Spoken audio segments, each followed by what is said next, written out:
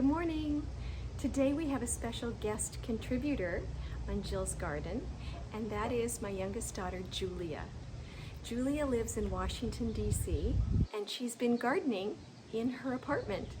And it's exciting to see all the little green things that are growing in her apartment, but it's also exciting for me to see that she enjoys gardening and is living out the legacy of my mom and myself as she gardens in her apartment. I'm going to write a little bit more about her in the blog if you're interested, because she's a very special person and we are so proud of her.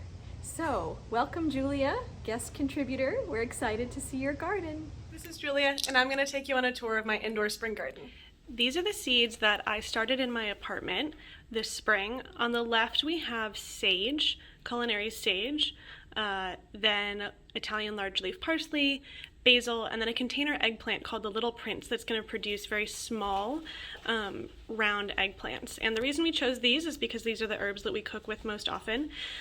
You'll see that I put them in these containers I got for $4 from Ace, these seed starter pots. They're doing really well. We have a south-facing window. That's the view from my apartment.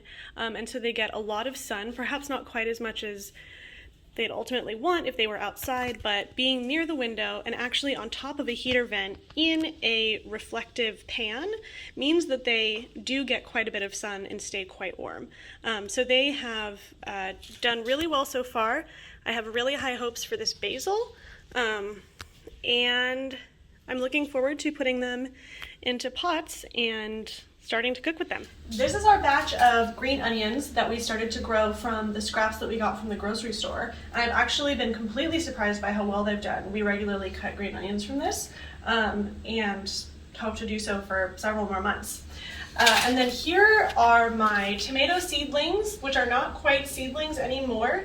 They are very soon to be transplanted into their pots. These are black trim. They're going to make a really big purple beefsteak tomato, theoretically.